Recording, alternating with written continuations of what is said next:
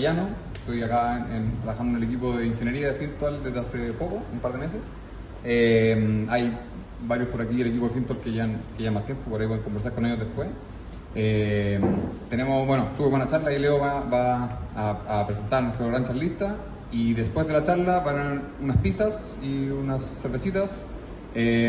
Y un poquitito más allá de donde están las pizzas, ahí también dejaron un stand con la Store Fintual para el merchandising.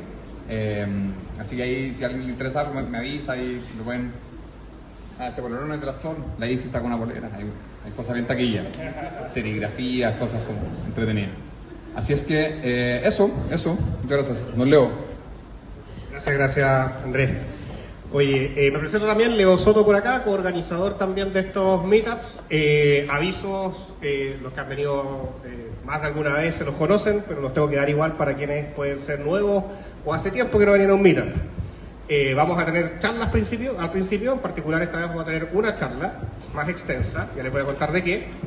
Y después pasamos entonces a este espacio donde Fintual se pone con cervezas, con pizza, y donde les recomiendo mucho quedarse, ¿ya? No cometan el error de creer que el meetup es solo la charla.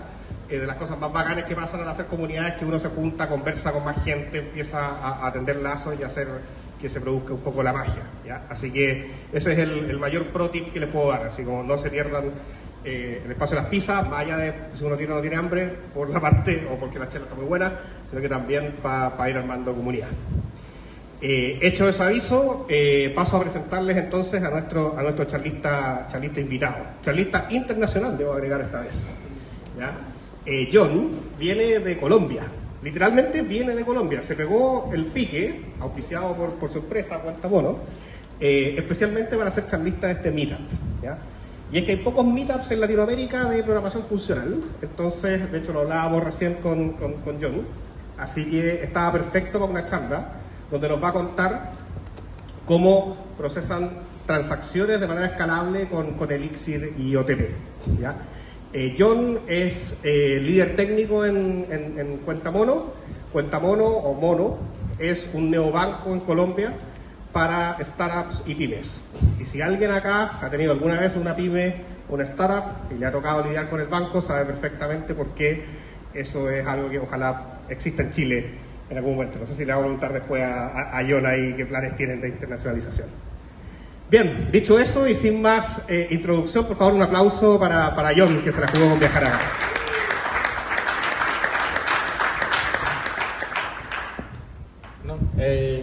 Muchas gracias por la invitación.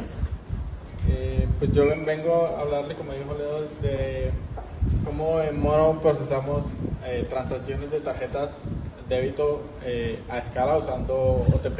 Es como un componente de Elixir.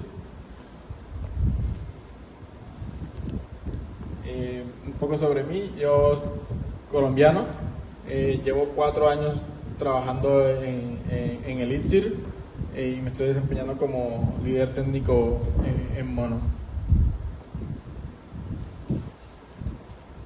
¿Qué es Mono? Es una fintech, un banco para startup que busca hacer la cuenta de banco principal para las startups y las pymes. Y bueno, un poco sobre el problema que solucionamos en Mono que tuvimos. Es una de las funcionalidades que ofrecemos a las empresas son tarjetas débito. Esas tarjetas débito nos las ofrece un proveedor, y teníamos que hacer una integración con el proveedor para poder realizar compras con esas tarjetas. Esas tarjetas están asociadas a una cuenta. El proveedor nos ofrece como un webhook para responderles a nosotros cada vez que se va a hacer una compra, responder si queremos autorizar o no autorizar esa compra, aceptarla o rechazarla. Para eso tenemos un tiempo máximo de 2 segundos para responder, por lo que la solución que debíamos implementar debía escalar con el número de cuentas. No podíamos entonces aumentar el tiempo o tener problemas con el tiempo, con el límite de tiempo al incrementar el número de cuentas. También, como las compras trabajan sobre un recurso global que es el saldo de las cuentas, no podíamos procesar dos transacciones de una cuenta al mismo tiempo, tenían que ser una después de la otra. Entonces, la característica del problema es que las transacciones deben ser, para una cuenta, deben ser secuenciales, ¿sí? Pero entre cuentas deben ser paralelas, ¿no? Tener, digamos, dos transacciones para una cuenta pendiente no debe ser bloqueante para una transacción nueva que llegue de otra cuenta. Entonces, ese es el problema que teníamos que solucionar. Ahí exploramos tres soluciones. La primera usando RabbitMQ, la segunda usando Kafka y la segunda usando OTP distribuido, es decir, solo OTP, ninguna dependencia externa.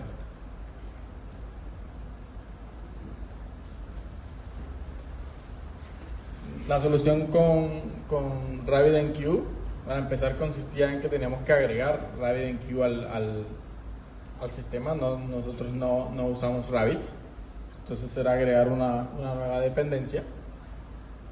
La solución era crear una cola por cuenta, crear una cola de Rabbit por cuenta en la que se procesaba se enviaba cada evento.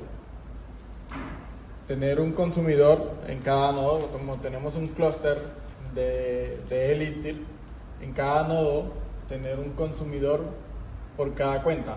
Entonces, como pueden ver en el diagrama, hay dos cuentas, dos nodos, tenemos dos consumidores en cada cuenta. De esos solo tenemos un consumidor activo, porque no podemos procesar como más de una a la vez, entonces solo tenemos un consumidor activo. Y además marcaríamos el mensaje como mandatory para que, en caso de que no se le pueda entregar el mensaje a ningún consumidor, el cliente se entere y podamos, pues, reportarlo, hacer algo sobre eso. Entonces, con esa solución teníamos, digamos, el problema, una forma de solucionar el problema, las transacciones secuenciales por tener solo un consumidor activo por cuenta, y paralelas al tener una cola por cada cuenta.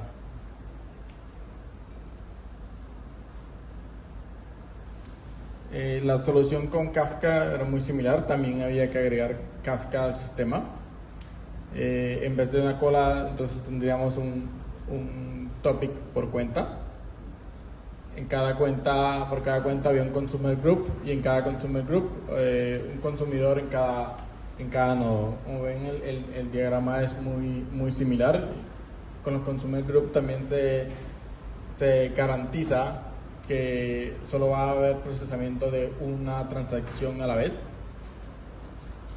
Pero estas dos soluciones solucionan el problema, pero tienen un desperdicio de recursos. Como pueden ver, siempre hay un consumidor inactivo, siempre hay un consumidor en cada nodo que no está haciendo nada porque el otro puede ser el que esté procesando transacciones, y eso obviamente no escala con el número de cuentas. Y si escalamos también el clúster más nodos, tenemos más recursos desperdiciados. Estuvimos entonces revisando cómo podíamos solucionar esa parte con OTP para no tener desperdicio de recursos, y nos dimos cuenta que usando solo OTP podíamos solucionar todo el problema, no solo esta parte, sino el problema completo usando solo OTP sin usar ninguna dependencia externa. La solución con OTP, para los que no conozcan el término, es un framework que hace parte de Erlang, de la biblioteca estándar de Erlang. Ya viene incluido dentro del dentro del lenguaje y provee muchas soluciones o herramientas para tolerancia a fallas, para distribución a través de un clúster, y fue lo que decidimos usar para la solución. Empieza un poco similar a las otras, que es tener un consumidor por cada cuenta. El consumidor es un Gen Server. ¿Por qué cogimos un Gen Server? Los Gen Servers reciben mensajes y reciben mensajes en una cola, entonces eso garantiza el orden de los mensajes, que solo se procesen que preserven el orden en el que llegan, el orden en el que se procesan. Además, esos mensajes se procesan uno por uno, entonces ahí garantiza que para una cuenta solo se mantienen uno por uno. Además, mantienen un estado, entonces yo puedo mantener en ese mismo Gen Server información sobre la cuenta o sobre información extra que necesite y que no tenga que yo ir a la base de datos todo el tiempo. En caso, puedo usar el mismo Gen Server como caché para pues mejorar el desempeño del procesamiento. Entonces, en un nodo tengo un Gen Server por cada cuenta, y ese Gen Server tiene un nombre. Por ejemplo, account 2.1 es el nombre de ese Gen Server que está asociado a la cuenta 1.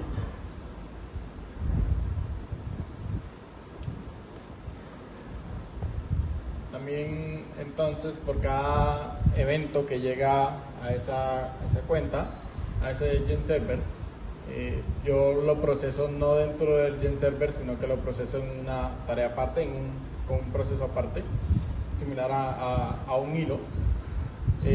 Esto lo hago por dos razones. La primera es para aislar procesos y tener tolerancia a fallas. En caso de que haya un error por el procesamiento por cualquier cosa, si yo estoy trabajando en un proceso aparte, el consumidor, que es el proceso principal, no falla, no se muere. Lo único que pasa es que yo me entero de que hubo una falla y lo puedo loguear o puedo reportar algo, pero yo siempre estoy activo. El consumidor, que es el proceso principal, siempre está activo. Para eso, entonces, delego el procesamiento del evento a un proceso aparte en una tarea, que son procesos de corta duración, a diferencia de los Gen Servers, que están como diseñados para que estén corriendo todo el tiempo, horas. Las tareas son más diseñadas para corta duración, procesar y terminar. Entonces, tengo una tarea, la creo, termina, y para la siguiente creo una nueva tarea. Adicionalmente, como los Gen Servers solo reciben y hacen tareas una por una siempre, si tengo el procesamiento en el mismo Gen Server, no puedo recibir nuevos eventos y responderle a quien me recibe el evento, confirmarle si estoy procesando. Se bloquea el procesamiento y entonces no soy responsive, no le digo ya la acepté. Entonces, al mover el procesamiento a otro proceso, valga la redundancia, el Gen Server solo tiene como tareas livianas y puede mantenerse respondiendo al cliente, quien sea que envíe un mensaje. Entonces, para no bloquear la recepción de nuevos eventos. Dentro de una tarea viene ya el procesamiento de una compra. Yo hago una compra, llega un evento y el evento se procesa, se llega a una tarea que ya es la que ejecuta la lógica de negocio que tengamos. Un ejemplo de lógica puede ser revisar el saldo, que tenga saldo suficiente, revisar los límites, por ejemplo, límites mensuales o límites diarios, o límites en qué comercio se puede hacer la compra. toda la lógica de negocio que se quiera tener está dentro de esa tarea. Y al final, la responsabilidad de la tarea es aprobar o rechazar una compra. Esta tarea, luego de que termina el evento, el procesamiento del evento, ya ese proceso termina.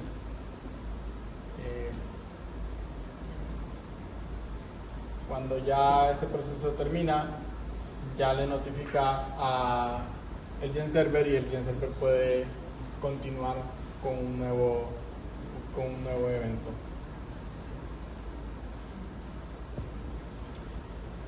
Luego de solucionar el problema en un nodo, ya viene en cómo escalamos eso a múltiples nodos. Ya teníamos un clúster desde antes. Cómo escalamos eso a múltiples nodos y cómo escalamos eso a cientos de cuentas que podamos tener con muchísimas compras. Para eso usamos dos herramientas, dos bibliotecas que se construyen sobre OTP para solucionar el tema. La primera es Sleep Cluster, que nos permite formar un clúster de Elixir o de Erlang automáticamente.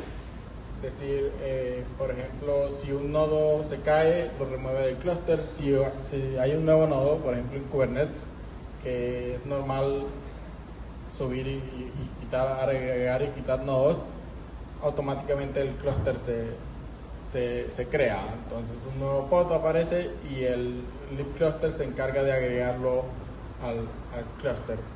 Eso permite que si estamos, por ejemplo, en un despliegue, el clúster se va armando dependiendo de los pods que se van agregando y se van quitando. Y adicionalmente está Hort, que nos permite tener distribución a través de un clúster, repartir procesos en un clúster y poder encontrar en dónde están.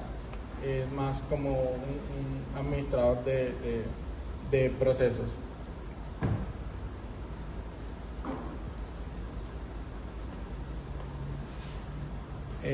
Aquí ya como ampliamos los Gen Servers a múltiples nodos. Tenemos un nodo A y un nodo B y tenemos 6 cuentas. Como repartimos las cuentas a través del clúster. Lo hacemos usando algo que se llama Dynamic Supervisor de Hort. Es un supervisor. Los supervisores se encargan de, en caso de que un proceso falle, reiniciarlo. Los supervisores son un concepto de OTP y Hort amplía ese concepto a múltiples nodos. Lo que hace entonces es, yo a un supervisor le digo, arráncame 6 Gen Servers, 6 consumidores, y Hort se encarga de distribuir esa carga a través del clúster existente. Eso lo hace manteniendo una instancia en cada nodo. Hay un Dynamic Supervisor de Hort en cada nodo. Esos nodos, esas instancias se sincronizan usando algo que se llama CRDT, que es Conflict Free Replicated Data Type, que permite sincronizar información entre datos, entre lo que sea que uno quiera, sincronizar información de una manera en la que no hay conflictos. Si hay una diferencia o algo, lo resuelve de una manera determinística y al final el clúster tiene toda la misma información. Cada instancia de esto tiene toda la misma información. Estos supervisores se comportan igual que un supervisor regular, es decir, tienen la misma API de tener hijos, de tener políticas de reinicio de hijos en caso de falla, y de esa manera entonces distribuimos una cantidad de procesos a través del clúster. Adicional a eso, después de distribuir en el clúster, nosotros tenemos que tener una manera de saber en dónde en el clúster está ese proceso. Si yo necesito enviarle un mensaje a un gen server o a cualquier proceso, yo necesito saber el identificador de ese proceso, y ese identificador también contiene en qué parte del clúster está. Yo necesito ese identificador para poder enviarle un mensaje. Para eso existe algo que se llama un registro, un registry en OTP. Por defecto ese registry solo funciona en un nodo. Lo que hace un registry es mantener una tabla de información donde la llave es un nombre que uno defina y el valor es un ID de proceso. Lo que ofrece entonces Hort es un registro que es distribuido, en el que puedes tener información de procesos que están en varias partes del clúster. Ahí se puede ver que cada cuenta entonces pertenece a un nodo distinto, algunos pertenecen al nodo A y algunos pertenecen al nodo B. Con ese registro entonces yo puedo acceder a la ubicación de cada nodo, de cada proceso. Los registros mantienen una tabla de información a través del clúster. También tienen una instancia en cada nodo que se sincroniza también usando CRDT. Estos dos se comportan en el caso de que haya una diferencia de información entre un nodo y otro. Una vez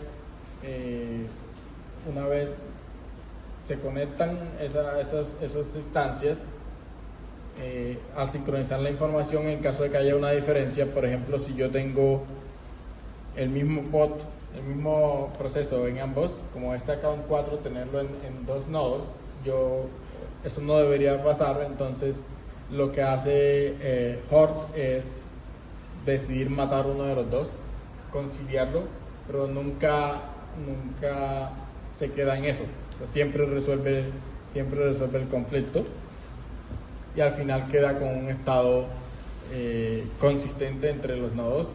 Al final no mata a los dos, pero mata a uno de los dos, no deja a los dos. Entonces resuelve el conflicto de manera automática. Con esas herramientas, con Hort, solucionamos el escalamiento. Podemos entonces tener un pod o varios pods y en ellos tener una cantidad de procesos distribuidos a través del clúster. Cada uno entonces es un consumidor de una cuenta y ya ellos se encargan de hacer el procesamiento. Este es un diagrama completo del flujo. Acá entonces, cuando llega un webhook a un controlador de una autorización, lo que hace el controlador entonces es en el evento está la información de a qué cuenta estoy haciéndole la compra. Con esa cuenta yo hago un lookup, una búsqueda en el registro, y ese registro me va a devolver el identificador del gen server. Ese identificador puede estar en el nodo donde se está procesando la petición o puede estar en cualquier otro nodo. Eso es transparente para el controlador. Cuando ya tengo el proceso, entonces puedo hacer un genserver.call, que es la manera de enviarle un mensaje al gen server, decirle procesa este evento. El gen server recibe los mensajes, puede que no esté haciendo nada, recibe el mensaje y empieza a procesar inmediatamente, o puede que esté procesando algo en el momento, y lo que hace es entonces encolar ese evento y esperar a que el otro termine. Cuando va a procesar un evento, entonces lo que hace es delegar eso a una tarea nueva.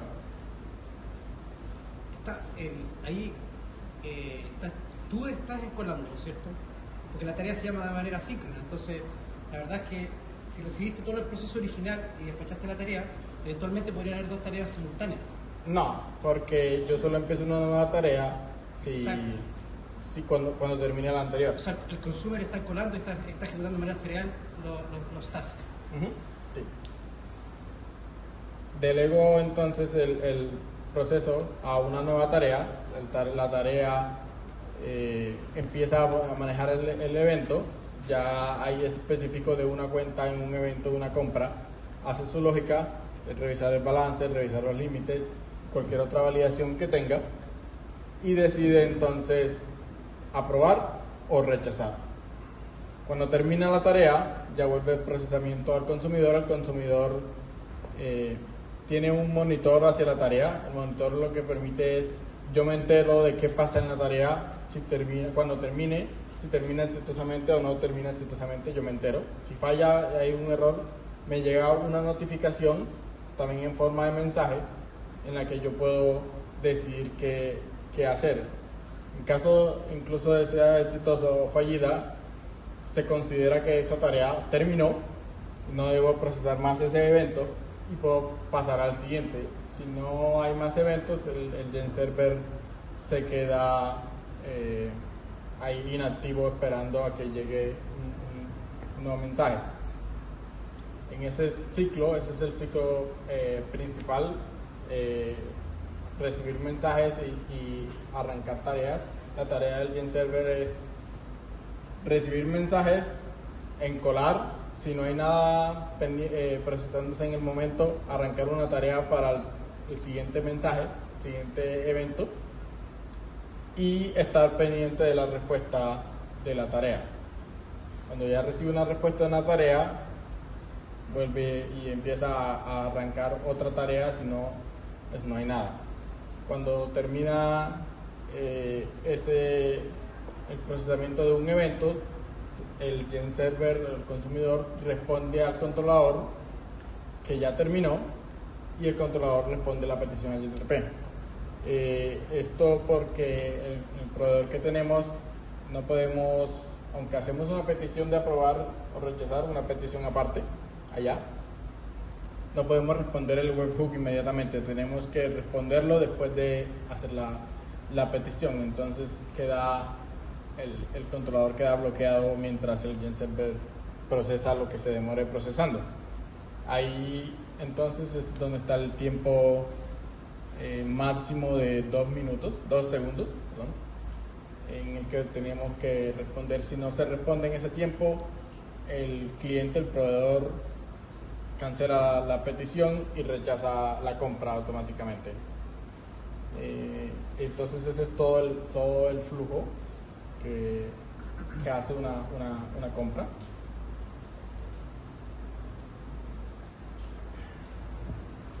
Y ahí ya los resultados que obtuvimos. Tenemos baja latencia, se demora en promedio 12 milisegundos en empezar a procesar. Es decir, desde que yo recibo una petición HTTP del webhook hasta que hay una tarea en cualquier parte del clúster que empieza a procesar, pasan 12 milisegundos. Entonces no hay mucho overhead en tener un clúster, en distribuir la información, en no procesarla en el mismo nodo. Eso es cuando es en un nodo distinto, cuando es el mismo nodo es muchísimo más rápido. Y no hemos tenido cero fallas derivadas de la implementación. Es decir, hemos tenido fallas ya como en la tarea de algún error, pero no hemos tenido problemas por tener el procesamiento en otro nodo, o porque parte del clúster esté caído y eso. Y como pueden ver, ese es un screenshot del proveedor. La tasa de errores es de 0%, por lo menos en los últimos 7 días.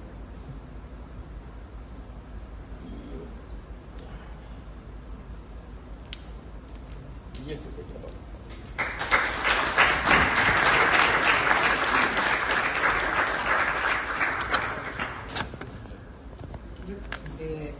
Quería preguntarte dos cosas. Lo primero es cómo hace la instanciación inicial cuando levantas el nodo para que converja y se distribuyan efectivamente, se crean las cuentas, digamos, la parte de inicialización. Y lo segundo que quería preguntar es, el task se ejecuta dentro del mismo nodo. ¿Por qué ocupaste task si finalmente todo es secuencial y finalmente está haciendo todo prácticamente síncrono? No, porque ahí no hay ganancia alguna en crear ese task adicional. Sí, bueno, la primera, nosotros usamos Oban para los jobs. Entonces tenemos un cron que es de reboot, o sea, cuando arranca el clúster, arranca un job que lo que hace es traerse todas las cuentas de la base de datos y arrancar los consumidores. ¿Es un nuevo maestro?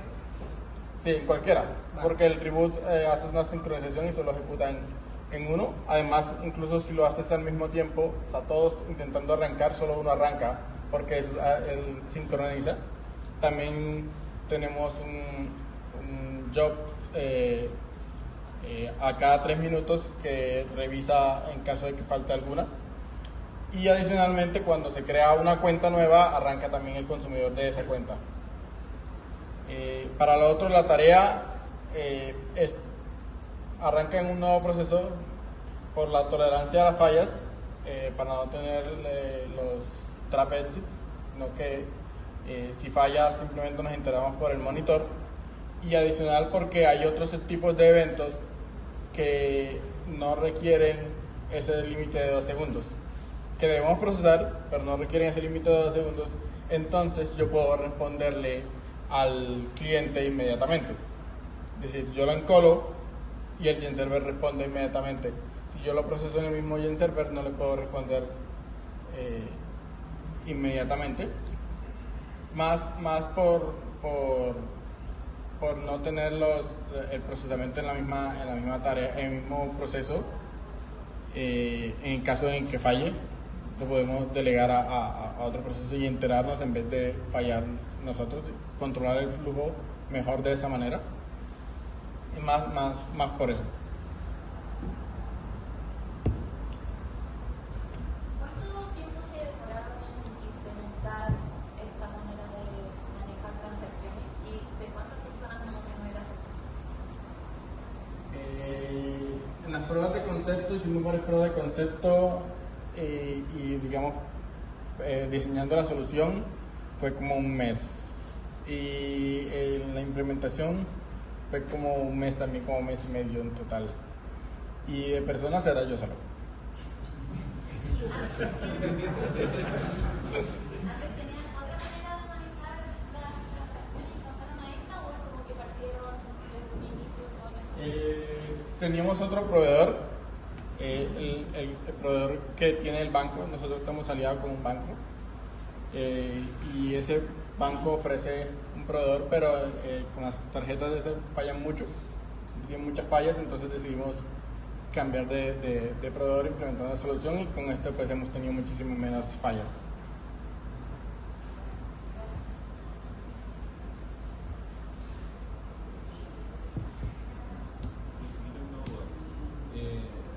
Bueno, como entendí, Mono es una app que quiere ayudar a todos los pymes a nivel mundial. ¿Qué características crees que necesita, que tiene que tener una aplicación para poder escalar a nivel global? A poder escalar a nivel global, pues en el momento... Es bueno que repitas la pregunta para que la escuchen al fondo. Sí. Pregunta que cómo puede o qué características necesita la aplicación o una aplicación para poder escalar como a nivel global. En este momento, digamos, solo apuntamos a Colombia.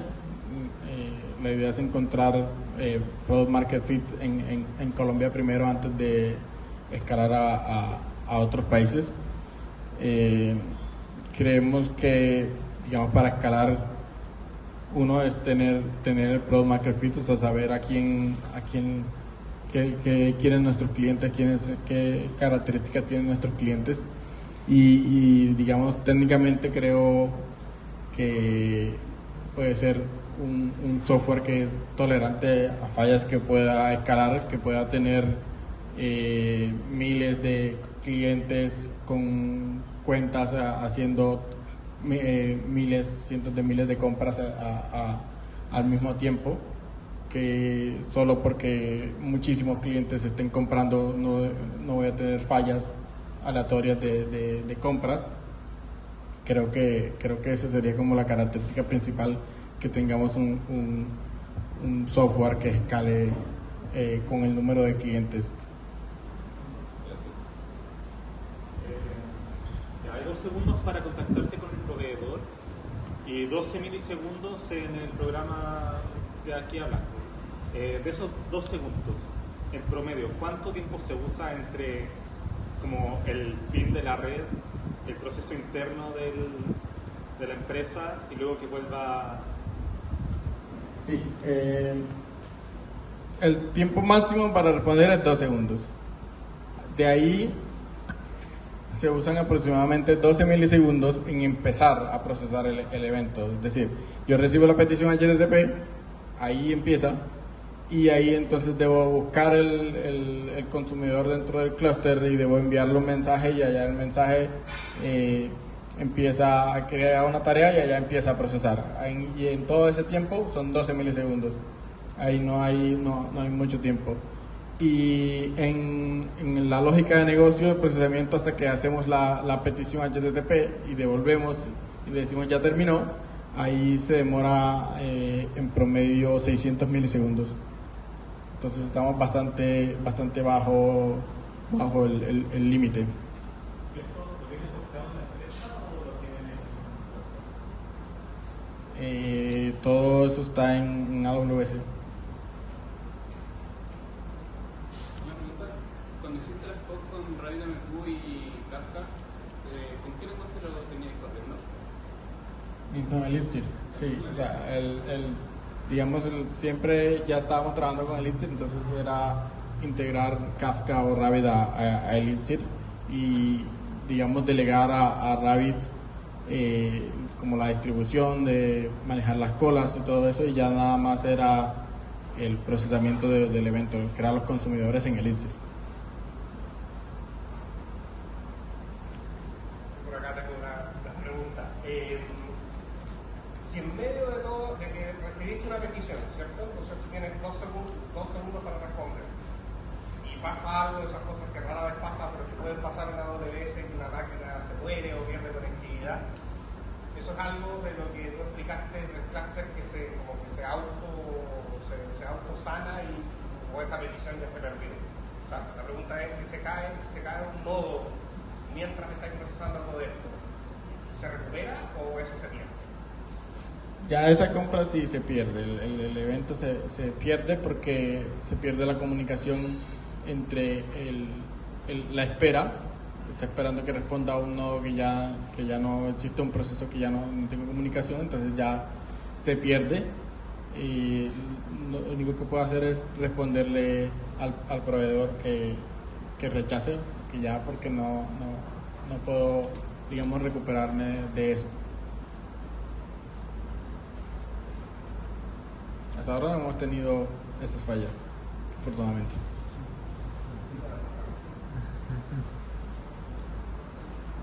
Yo tengo una pregunta. En el clúster distribuido, ¿qué mecanismo ocupan para centralizar los logs de error? ¿Cómo los centralizan o cómo monitorean? ¿En qué nodo se cayó la petición o hubo un error en la transacción?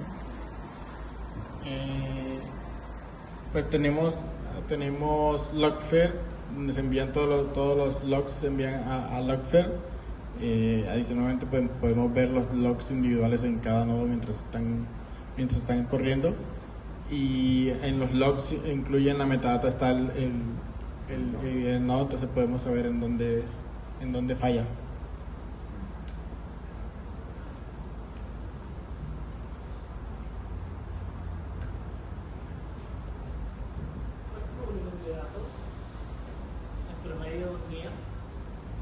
En datos,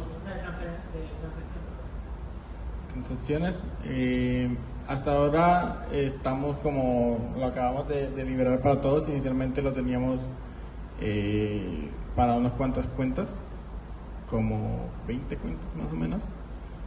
Ya lo acabamos de liberar para todas las cuentas. Creo que no supera las 100 en un momento. Como lo liberamos hace unos días. Entonces, en el momento que no supera la 100, tenemos unas 300 cuentas en el momento en producción. Entonces, no hay mucha actividad hasta ahora. ¿Y en las pruebas de carga? No hemos realizado todavía pruebas de carga. Sí, lo estamos planeando, digamos, ya que lo estamos liberando, pero creemos que no, como estamos bastante bajos del límite, pues creemos que aguanta bastante.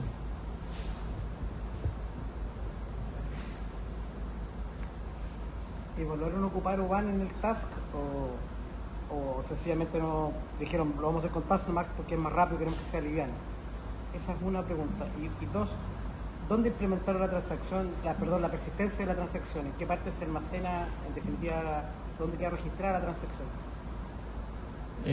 No, lo hacemos la task, lo creamos más porque es más rápido. Ya está la distribución, ya se hizo desde antes, entonces no hay necesidad de mandar a OBAN para que OBAN distribuya en alguno de los nodos. Entonces agrega más latencia cuando ya se hizo una distribución de las cargas en los Gen servers. Y pues las compras, la información se almacena en la base de datos una vez se recibe en la tarea. En la tarea es la que hace el almacenamiento. Sí. Primero, al empezar, almacena que se recibió la petición y luego almacena el resultado, si fue aprobada o rechazada. ¿Y podría ocurrirte entonces que no le das la respuesta al cliente, pero sí la almacenaste? Sí, o sea, no siempre se almacena al comienzo, luego se hace el procesamiento, se le responde al proveedor y luego se almacena en la base de datos el resultado. Entonces, en la base de datos nunca tengo el resultado de decirle, no, yo aprobé, pero luego ya en el proveedor no, resulta que no. Siempre almaceno en la base de datos después de responderle al proveedor. Pero le podría ocurrir lo contrario, entonces. Sí, podría ocurrir lo contrario. Tendría que ser alguna excepción y en ese caso pues se reportan en AppSignal, que usamos nosotros AppSignal para dar el reporte de errores, se reporta y ya. Y en ese caso pues queda la compra aprobada y en el proveedor tenemos toda la información y podemos revisar qué pasó y todo. Sí.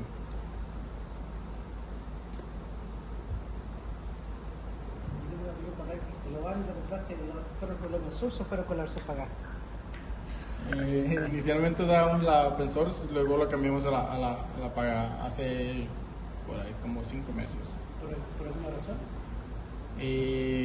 Pues parte de las herramientas de OBAN Web, también lo de los workflows, que lo usamos bastante, es más de lo que usamos y también por tener soporte en caso de que pasara algo.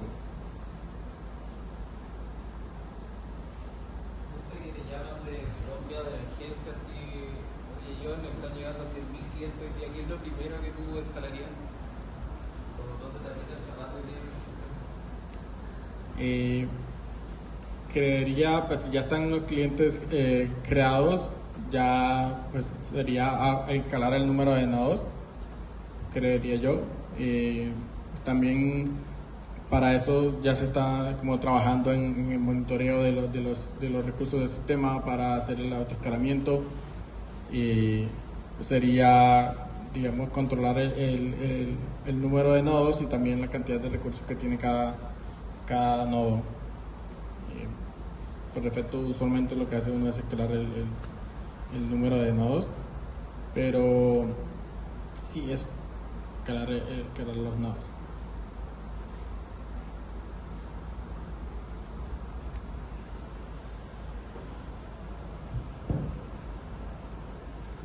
Bien, parece que no hay más preguntas.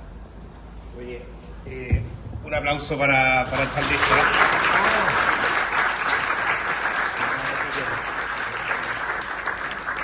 Y bueno, por ahí anda Andrés, que es el que nos dice hacia dónde nos movemos ahora, ¿no?